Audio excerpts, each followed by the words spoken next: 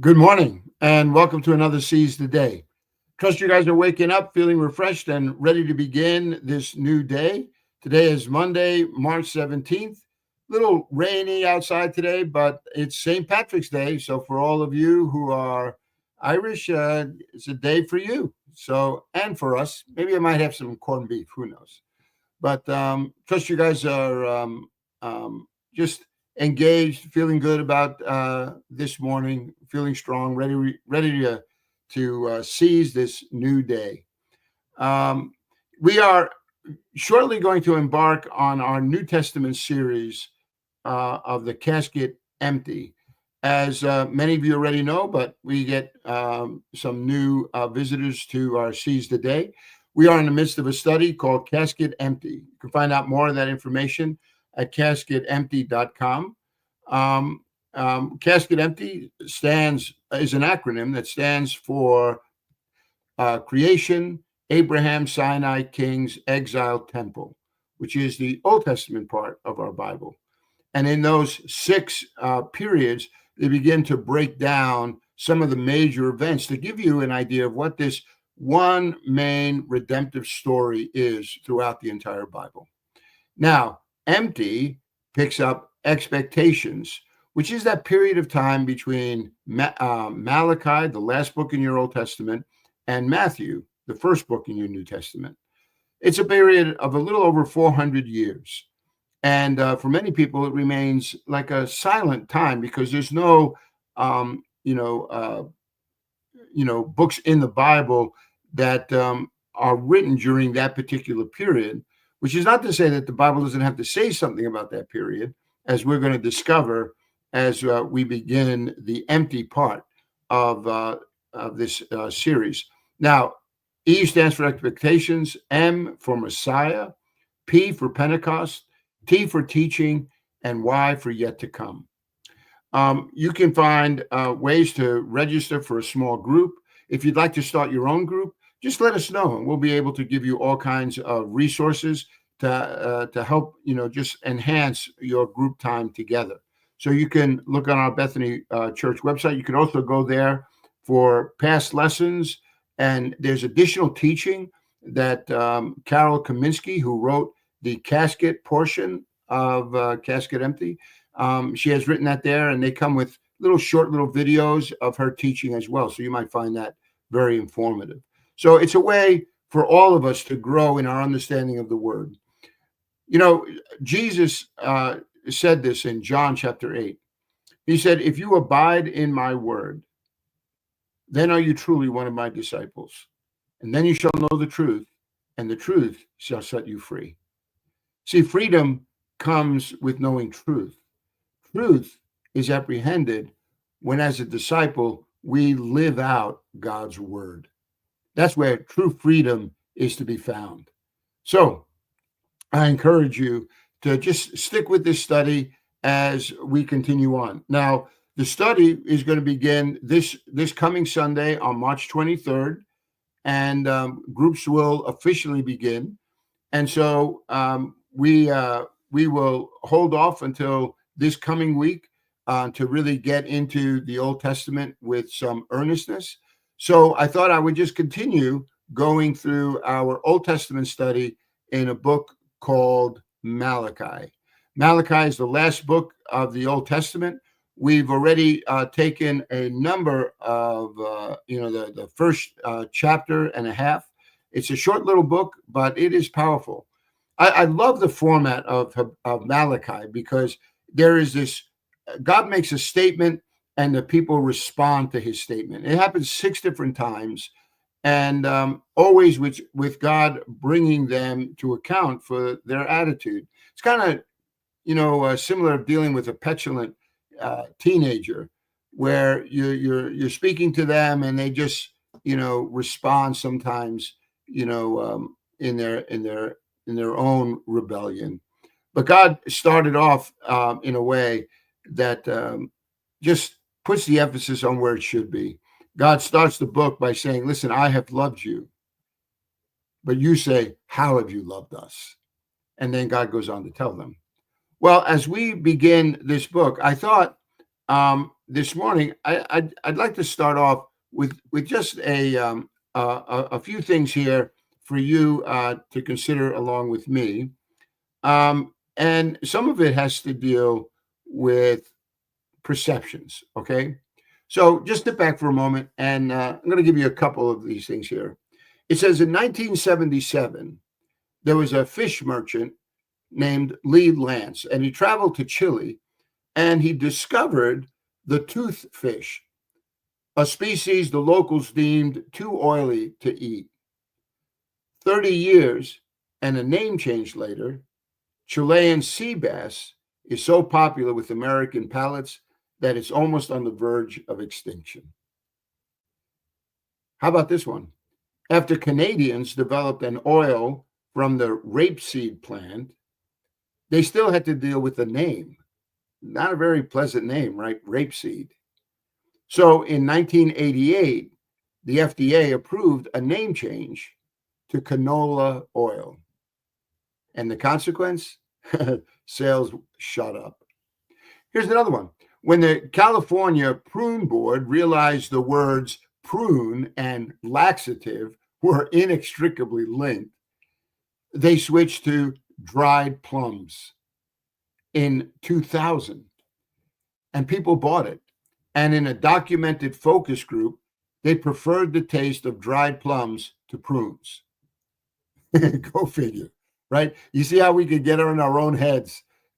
They're the same thing, but give it a name change, it makes it a little bit more palatable. In the 60s, there was a guy by the name of there was a person named Frida Kaplan, an American produce importer. And she changed the name of the Chinese gooseberry to kiwi after New Zealand's national bird, which is also round, brown, and furry. And popularity for this fruit spiked. You want to eat kiwi or you want to eat gooseberry? Same fruit, different name. How about one more? Even though the bony fish known as the dolphin fish was unrelated to the mammal of the same name, diners still, they balked at ordering it.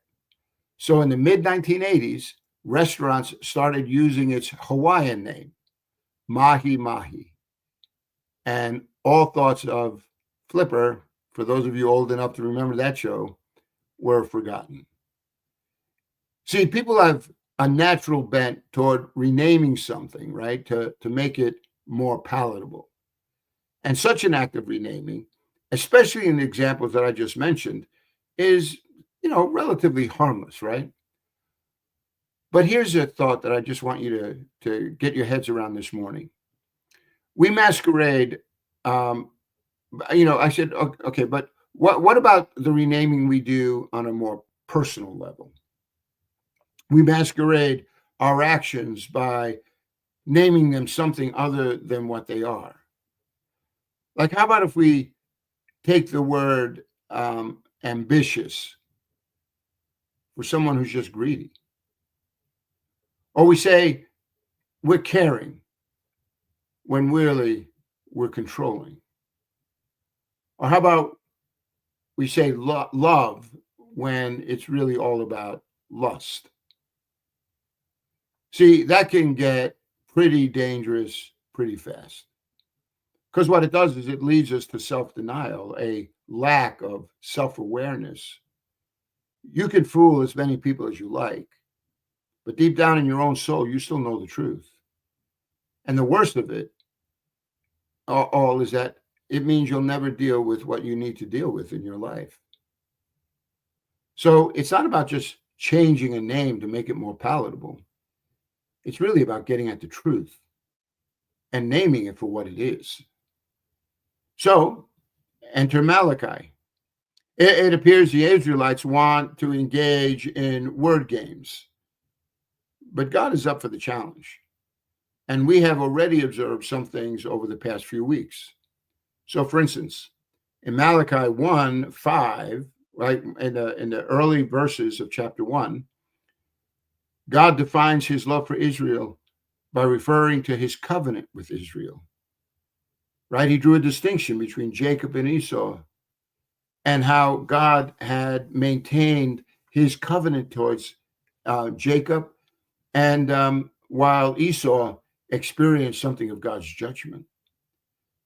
Now, while they have proven to be faithless, God's love for Israel remains without question, not excusing their behavior, because as we have just seen, right, in our Old Testament study, God's judgment would remove them from the promised land that he gave them, raising up the Babylonians to come as an agent of judgment, and they would be exiled from their own country. So God knows how to deal with sin, but there's also this sense of a remnant that belongs as a part of the nation of Israel. People who have gotten caught up in the unfolding of these events, and God says, "Look, I know how to take care of you, and I will take care of you. I will not forget you." So this was all about covenant. Then we move to verses 6 to 14, and there we find God is offended when our acts of worship communicate that we consider these times of worship to be a burden, useless, really, an afterthought. That's why they were bringing, unclean animals to God and expecting him to accept them. And they completely detached the heart aspect of their walk with God from just going through some motions, as if that's all that was necessary, that God really just cares about the outward expression and is not more interested in what's going on inside of a person's heart. We finished last week by looking at the first 9 verses in Malachi chapter 2. And there we saw the blessings that are born out of obedience. God says, if you honor me, he says, I'm going to honor you. Right? And so having addressed the priests' corruption in their service and in their attitude, the Lord is now about to uncover another one of these dangerous self-deceptions. It appears they've broken faith with one another. And the priests, they broke the covenant that God established way back when he established this covenant through the tribe of Levi, one of the 12, right? Now, God points out that they have also broken faith with one another. And the Lord then turns his attention to consider their home life. And this is a pretty strong text that we're going to look at. And I want you to note how the use of questions serves to focus their attention. So God's about to put them on a little bit of the hot seat here. He says to them, in one regard, he says, have we not all one Father? Did not one God create us? And why do we profane the covenant of our fathers by breaking faith with one another? Judah has broken faith. A detestable thing has been committed in Israel and in Jerusalem. Judah has desecrated the sanctuary the Lord loves by marrying the daughter of a foreign god. As for the man who does this, whoever he may be, may the Lord cut him off from the tents of Jacob, even though he brings offerings to the Lord Almighty. See, there is this sense, right, of an expectation on the part of God regarding the people of Israel. They have demonstrated by their own actions that they are not really keeping covenant with God, and as a result, the things that God shared with them that were meant to serve them well in the land in which they were going, now we find that they are being completely disregarded. And the result of that has become nothing but a whole lot of trouble and heartbreak on the part of the Israelites, and all of which we see has broken down over this period of time where they have been judged, they've been taken out of the land, and now we saw they have come back. But in coming back, Ezra helps them to build the temple. Haggai starts to get them to think a little bit more about what it is that that is taking place. We find then that Nehemiah has come, and Nehemiah he has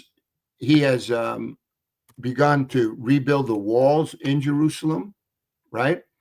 And so the people are back, but nothing like the splendor that took place when we saw how God was really building, the people and beginning to show His glory in the temple that was dedicated under Solomon. So here, when you look, it says that I'm going to just go back to this passage one more time. So look at verse 10 here, right? It says Malachi begins to introduce his third question here, right? With a general description, I think, of Israel's infidelity against one another, which profanes their covenant with God, who is the Father and the Creator of Israel. See, when he starts off here in verse 10, he says, have we not all one Father? Did not one God create us? See, all you have to do is go back, right? We could go look in Deuteronomy in chapter 32, and here you read the text. It says, "Is the Lord not your Father, your Creator, who made you and formed you?" Right? Or how about Isaiah chapter 27? He says here, this is a people without understanding, so their maker has no compassion on them, and their creator shows them no favor. So again, God is speaking to them saying, look, you guys have gone so wayward, you've forgotten who you are. You've forgotten that I have brought you into existence. You have, in Jeremiah 31:9, it says, they will come with weeping. They will pray as I bring them back. I will lead them beside streams of water on a level path where they will not stumble. Why? Because I am Israel's Father. So Malachi is condemning, this idea of their infidelity towards God. And the first offense here has to do with their intermarriage with pagans. Can I remind you of another passage that's here? For that, maybe you might want to just take a quick look at this passage that you find in the book of Numbers, and this would be a really good text, because what God is bringing out here is that their fault lies in their breaking faith with one another by marrying the daughters of foreign gods. So here, they're saying here that there's going to be this coming judgment. They're going to be cut off, is what it says in our text. So verse 10 of chapter 2 is beginning to say, listen, our homes were meant to reflect our special standing with God. We were brought together as one family. Remember when God, through Moses, declared to the people that that I will be your God and you will be my people. When he told them, he said, listen, you are a holy nation, a royal people, a royal priesthood, a people of my own choosing. See, this was God. God chose them from among the nations to preserve a special people for special purposes. And all we have to do again is remember what the promise was that God made to Abraham, where he said, to Abraham, he says, Abraham, not only am I going to make your name great, I'm going to make you into a great nation, and you are going to bless all the nations of the world. Well, if you're going to bless all the nations of the world, it's going to be because I am reflecting what this covenant that God is making with me. That's why when God, gathered all these people on Mount Sinai, after he had demonstrated his faithfulness to them and his power, right, by delivering them out of the nation of Egypt, he brings them in and he fulfills his promise that he made to Abraham. And now in the fulfilling of this promise, he gives them another covenant. That covenant was a covenant of love. He says, listen, I will do this for you, and this is how you're to live before me. Have no other gods before me, right? Don't make any idols to bow down to them. Don't, misrepresent me before the nations. Honor the Sabbath day to keep it holy. See, those first 4 of the 10 commandments had everything to do with my relationship with God.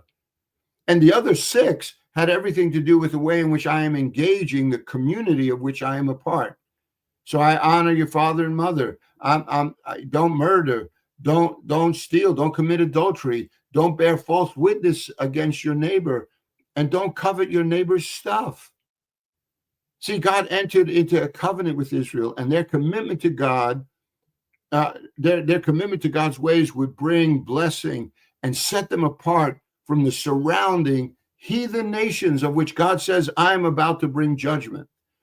Not because one day God just decided to wake up and say, you know what, I'm going to judge these people. No, if you remember, going all the way back to Abraham in Genesis chapter 15, God promised Abraham this land, but he also said that they wouldn't have it for over 400 years. Why? Because the sins of those nations have not reached their maturity. In other words, God looking down the road is giving them an opportunity to turn around, to hear his voice, to learn from the way in which God is dealing with Israel. But they didn't. And the consequence of that is they went from bad to worse until God said it's time for them to be driven out of this land. And by the way, did he not do the same thing against Israel? Because God doesn't show favorites. He made a covenant with Israel, but that covenant could also include the nations that surrounded them if they too became obedient to God's will and his purposes. So the door was always open. But when Israel themselves showed by the choices that they were making, by the lives that they were living, that they were just like these pagan nations, God removed them from the land. Because there is no shadow of turning with God. He is a God full of justice, and he cannot look away from this injustice, which is a lesson that I think all of us would do well to remember as we live out our lives, because one day we're going to stand before a holy God and give an account for the life in which we live. So when God enters into this covenant, he says, I'm your father. I'm the one who created you. And yet they have not, right? They haven't demonstrated, that they are even they're even conscious of that. And so here, they're one family that God brought into covenant. Their commitment to God's ways would bring a blessing and set them apart from the surrounding heathen nations. That's why, again, he gave them those 10 commandments. Why there was this one place that they would worship him. Not like the pagan nations around them that were making shrines everywhere you looked. They were making all kinds of idols, which Isaiah, Jeremiah, all the prophets were constantly reminding Israel, why are you bowing down to these idols when they're made of wood and stone? They can't hear. They can't see. They're lifeless.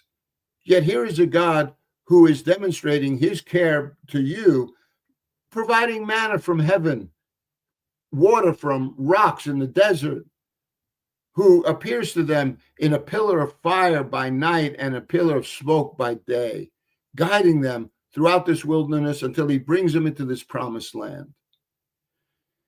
See, God was wanting to set them apart from all of the heathen nations that surrounded them.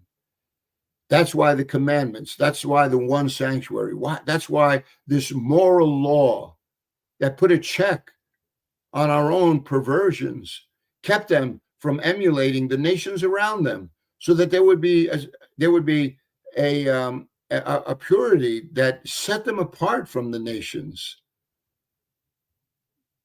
And in verse 11, he says here, Judah has broken faith. A detestable thing has been committed in Israel and in Judah and in Jerusalem. Right? He goes, what's that detestable thing? The gross evil. It says, you've been marrying the daughters of foreign gods, implying, right, that they were also,